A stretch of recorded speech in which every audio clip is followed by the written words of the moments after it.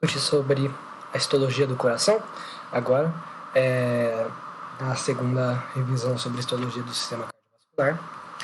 E os tópicos, primeiro fazer uma introdução sobre a circulação e o coração, a anatomia, os conceitos gerais, depois falar sobre a parede do coração, as túnicas do coração, e depois falar sobre as válvulas, os músculos papilares, as cordas tendíneas e o esqueleto fibroso.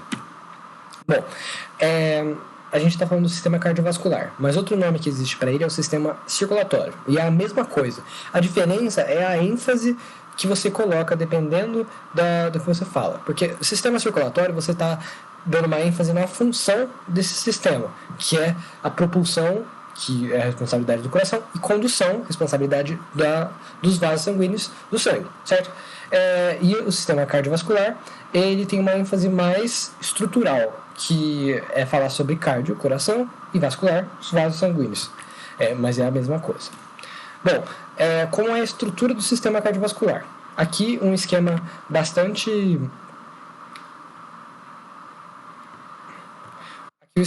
simples, mas dá para ter uma noção de como se estrutura o sistema cardiovascular. Aqui temos o coração, que ele vai unir duas circulações, a grande circulação e a pequena circulação. Então, como funciona? Aqui a gente tem o átrio direito, e o sangue vai passar do átrio direito para o ventrículo direito, e o ventrículo direito vai propulsionar o sangue para os pulmões, pela artéria pulmonar. E aqui o sangue ele vai ser pobre em oxigênio, ele vai receber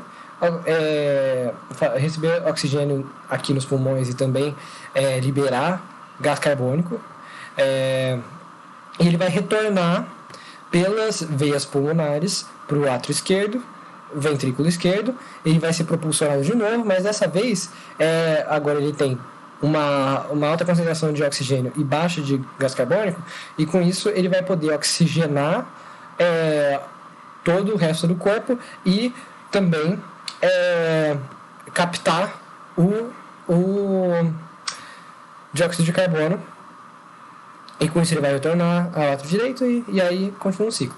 E então a gente chama essa circulação aqui de pequena circulação, porque ela realmente é menor, ela abarca os pulmões apenas, ou circulação pulmonar. E essa aqui como grande circulação, ou circulação sistêmica ou periférica. E aqui a gente tem um esquema um pouquinho mais detalhado, que mostra isso que eu disse, que é átrio direito, ventrículo direito, a artéria pulmonar, aí passa pelo pulmão, recebe oxigenação,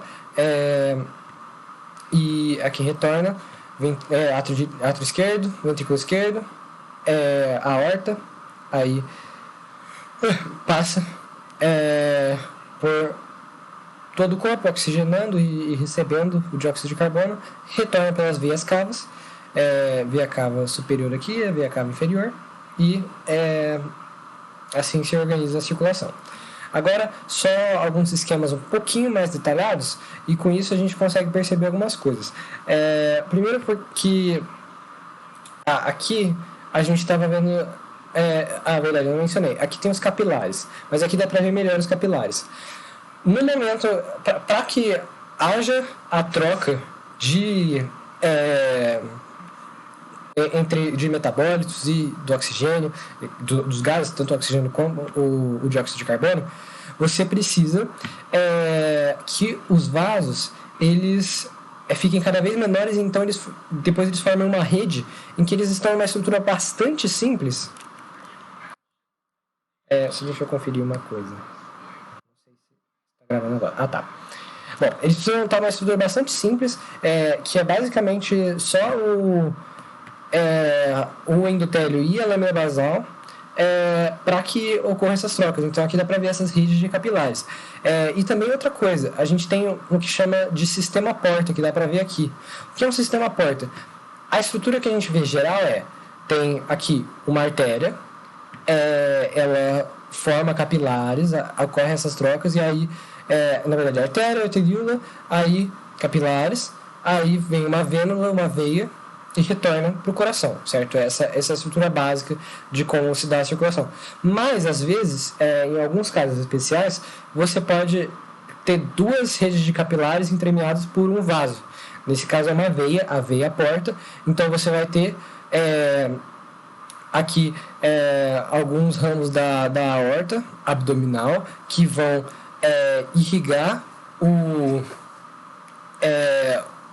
os órgãos do sistema digestório na parte abdominal, onde ocorre a absorção de água e nutrientes, e essa água e nutrientes vão passar para a veia porta para que eles sejam processados no fígado, já processando também metabólise, esse tipo de coisa, e aí então eles vão retornar pela veia hepática para a veia cava inferior e átrio direito. E aqui só é um esquema parecido, mas aqui dá para ver os ramos da aorta aqui um pouco melhor, e também aqui a gente está vendo só representações muito simples dos pulmões, como se fosse uma rede capilar só, mas são duas redes capilares. Aqui dá para ver um pouco melhor o que acontece. Bom, e aqui a gente tem a estrutura do coração, que é importante a gente notar para a histologia. Bom, a gente aqui tem a veia cava superior, a veia cava inferior, desembocando no átrio direito, e entre os átrios... uma apresentação básica do coração. São 4 câmaras cardíacas, certo? Os átrios e os ventrículos. Entre os átrios e os ventrículos, a gente vai ter as válvulas atrioventriculares. As válvulas atrioventriculares, as válvulas em geral, elas têm cúspides ou válvulas. Todas as válvulas do coração, menos a mitral, são tricúspides. A mitral é bicúspide. E as válvulas atrioventriculares, elas têm uma propriedade interessante, que elas precisam lidar com uma pressão muito grande, porque quando o ventrículo se contrair, o sangue ele vai voltar aqui assim, e elas precisam conter esse fluxo de sangue, porque ele precisa vir para a artéria pulmonar. Então, quer dizer, aqui o ventrículo direito, o ventrículo esquerdo, e nesse caso para a artéria aorta. Então, são pressões muito grandes, tanto que o músculo cardíaco na região dos ventrículos é muito mais espesso. E aí, por isso, tem uma ajuda que existem as cordas tendíneas. As cordas tendíneas são cordas de tecido conjuntivo denso modelado que se ligam a músculos papilares, que são projeções da parede cardíaca, que vão... então, quando se contrair o músculo aqui, o músculo papilar vai se contrair também, ele vai puxar essa corda tendina, que por sua vez vai fazer com que as válvulas da válvula atrioventricular elas não sejam dobradas, elas resistam a ao refluxo do sangue. Elas vão evitar que ocorra esse refluxo do sangue e elas se voltem. Às vezes, em condições patológicas, isso acontece. Mas, enfim, depois do ventrículo a gente tem as válvulas semilunares, que são as duas tricúspides. Aqui a gente tem a válvula pulmonar e aqui a gente tem a válvula aórtica. Ok. Falando dos grandes vasos, aqui a gente tem a veia cava superior, a veia cava inferior. Aqui a gente tem a artéria pulmonar, que vai se dividir... o tronco pulmonar, que vai se dividir na artéria pulmonar direita e esquerda. Aí aqui a gente tem a artéria aorta e retornando o sangue que foi oxigenado nos pulmões, a gente tem as veias pulmonares. São 4 veias pulmonares, certo? O coração ele também tem ele é revestido por pericárdio. Só que o pericárdio ele tem um detalhe que é o seguinte: o epicárdio, que é a camada mais externa do coração, ele já é uma camada do pericárdio seroso. Aí a gente tem uma interrupção, que é a cavidade pericárdica, onde vai ter um fluido que vai contribuir para que seja lubrificado esse espaço em que o coração possa se contrair sem problemas. E depois tem uma nova camada de pericárdio seroso, só que esse é parietal, esse aqui é o visceral, e pericárdio fibroso. Então tem pericárdio seroso, fibroso, e seroso é interrompido por uma cavidade pericárdica. E aqui também dá para ver os vasos que irrigam o coração. Aqui a artéria, os ramos da artéria coronária, certo? Que é bem importante, dá para ver nas lâminas também. Acho que é isso. Ok, Ok, vamos falar sobre a parede do coração. A parede do coração, ela independentemente de onde você está olhando, a não ser no septo. Ah, verdade. Bom falar. Aqui a gente não dá para ver, mas a gente tem um septo entre os átrios, que é o septo interatrial, e aqui a gente tem o septo interventricular. Ok. Mas assim, a não ser nos septos, a gente vai ter endocárdio, miocárdio e epicárdio. Então vamos falar sobre cada um desses e as suas características. Bom, então revisando aqui as túnicas do coração são o endocárdio, o miocárdio, que é a túnica mais espessa, e ela é constituída principalmente por cardiomiócitos, e aí aqui a gente tem o epicárdio. O epicárdio, ele é a mesma coisa que o folheto visceral do pericárdio seroso. Ou seja, a gente tem tudo aqui ao pericárdio. Pericárdio, inclusive epicárdio. Epicárdio é outro nome para folheto visceral do pericárdio seroso. O pericárdio seroso, como eu disse, ele vai ser interrompido pela cavidade pericárdica, certo? Aqui tem um espaço.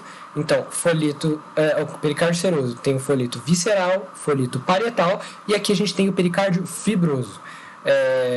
Então, como dá para ver aqui, pericárdio seroso, folheto visceral, uma cavidade pericárdica entre eles, pericárdio seroso, folheto parietal e pericárdio fibroso. Então, só outra imagem representando a mesma coisa. Aqui a gente tem o endocárdio, aqui dá para ver o endotélio melhor, e o tecido conjuntivo embaixo.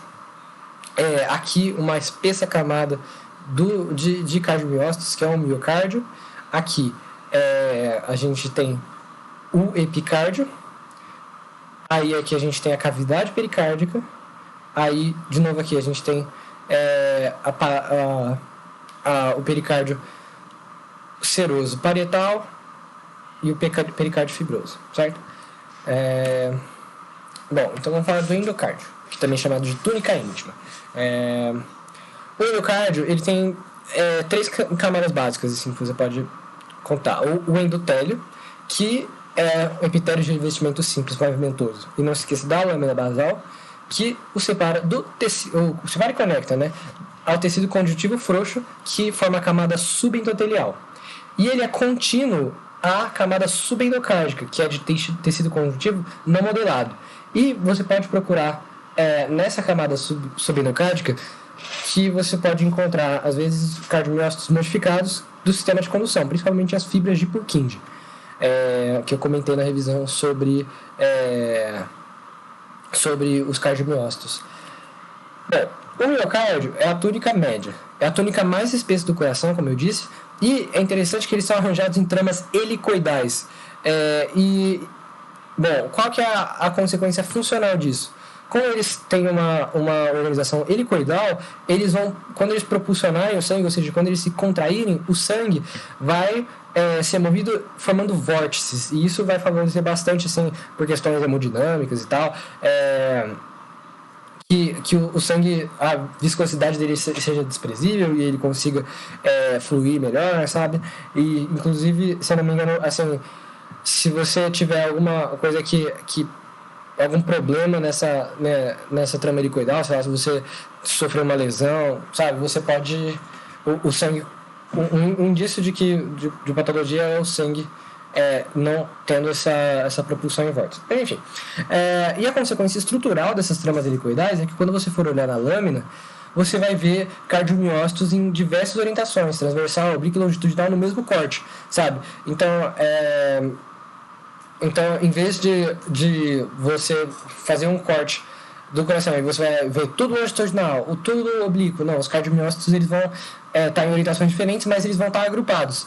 E por quê? Por causa do perimísio. O perimísio, como dá para ver aqui, ele envolve um feixe de cardiomiócitos organizados na mesma direção. E ele é construído por tecido frouxo e os vasos de maior calibre. E aí, só que a gente também tem o endomísio, que envolve cada cardiomiócito. Então, isso aqui é um feixe de cardiomiócitos que vai permitir a organização helicoidal, a organização numa mesma direção. E aqui é cada cardiomiócito. É tecido frouxo e vasos de menor calibre. Então, sempre que você olhar um grupo de cardiomiócitos que estão todos numa mesma orientação, sabe? Quando você pode, às vezes, notar que tem um limite entre eles, que é o perimísio de tecido conjuntivo frouxo. e os vasos deles vão ser um pouco maiores. E cada cardiomiócito possui o seu próprio tecido conjuntivo frouxo, com vasos de menor calibre para ser irrigado. E é importante dizer também que os cardiomiócitos do átrio, eles produzem e secretam o peptídeo natriurético atrial, que vai ser importante para o equilíbrio hidroeletrolítico, eles vão atuar no rim. Ok? Epicárdio, ou também chamado de túnica serosa, que, como eu já discuti várias vezes, é a camada visceral do pericárdio seroso. Ele é constituído por tecido conjuntivo denso modelado, tecido adiposo, nervos e até o ramo da artéria coronária, que é bem legal de olhar na lâmina. E mesotélio, que também é um epitélio de revestimento simples pavimentados, não se esqueça da lâmina basal. Agora, vamos ver algumas lâminas para perceber isso. Bom, quais são as camadas do endocárdio? A gente tem o endotélio, a gente tem o tecido conjuntivo frouxo, que é a camada subendotelial, a camada subendocárdica, que é de tecido conjuntivo denso. Aqui, no caso, estão as fibras de Purkinje, que também compõem essa camada. E aqui, o miocárdio. Então, aqui a gente consegue ver a fibra de Purkinje e todo o endocárdio aqui, e aqui o miocárdio, certo? Então, mais uma vez, endocárdio, fibras de Purkinje aqui, o endocárdio aqui bem fininho. A gente tem o endotélio, a camada subendotelial, e não dá pra ver o tecido conjuntivo denso aqui, se eu não me engano, mas tudo bem. Aqui, ó, que legal, dá pra ver o miocárdio já, nesses grupinhos aqui, e aqui é o perimísio, certo? Eu falei pericárdio? Acho que falei perimísio, tá bom? É perimísio mesmo. E aqui um vaso de maior calibre, certo? E aqui eles estão agrupadinhos. Se eu não me engano, é por causa dessa orientação. Mas também pode ser por causa da lâmina e tal. Aqui dá pra ver o miocárdio bem mais próximo. A gente consegue ver algumas características dos cardiomiócitos, o núcleo central, os discos intercalares, as estrias, obviamente, porque é um músculo estriado cardíaco. A gente consegue ver as ramificações dessas células. Bem legal. Eu acho que tá meio ruim para ver o endomísio, que ele é bem ralinho, mas talvez dê para ver em outro momento. Aqui a gente vê bem geral. Vamos caracterizar aqui. Se você consegue ver que existe uma curvatura, a gente já consegue um pouco ver um pouco mais fácil que isso aqui vai ser o endocárdio, e aqui a gente vai ter o epicárdio, e aqui a gente vai ter o miocárdio. Se você não tiver, aí você vai ter que aproximar mais e procurar. Aqui tem uma artéria coronária, então dá pra ver muito o ramo da artéria coronária, então dá pra ver muito fácil que isso aqui é o epicárdio também. Mas vocês têm que aproximar mais e procurar fibras de Purkinje, certo? Que elas são características da camada subendocárdica. Mas aqui é bem legal que dá pra ver no epicárdio esse tecido adiposo aqui, bem rico. Aqui a gente tem um nervo, e aqui a gente tem um ramo da artéria coronária. Legal. Aí aqui eu cortei um pouco mais próximo a imagem para dar para ver o detalhe do tecido adiposo, nervo, essa ligação com o miocárdio. E aqui o tecido conjuntivo denso, não se esqueça dele. E bem fininho aqui o mesotélio, que é epitélio simples pavimentoso, que vai fazer o revestimento aqui. Bom, falando sobre as válvulas cardíacas e o esqueleto fibroso do coração. Qual a função das válvulas cardíacas? Evitar refluxo de sangue entre as câmeras. Ok. São 4 as válvulas cardíacas do coração, como eu disse, 2 atrioventriculares e 2 semilulares. As atrioventriculares vão separar os átrios dos ventrículos, semilulares, os ventrículos do tronco pulmonar e da aorta. Ok.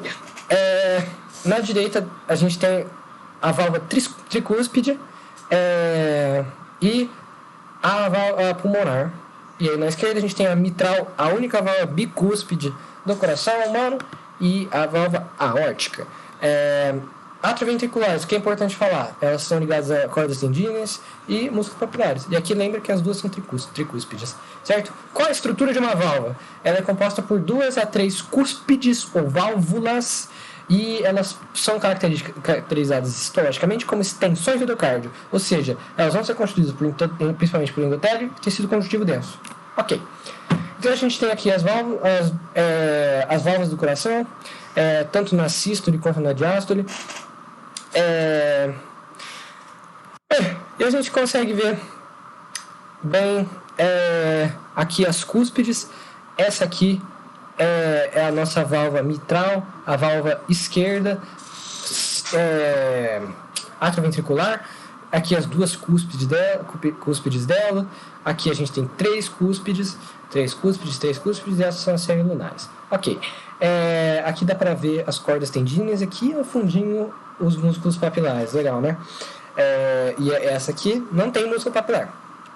E o que é interessante falar também, essas válvulas, elas são sustentadas por anéis fibrosos, que conjuntamente, você consegue ver que eles vão formar um esqueleto fibroso, que é justamente o esqueleto fibroso do coração.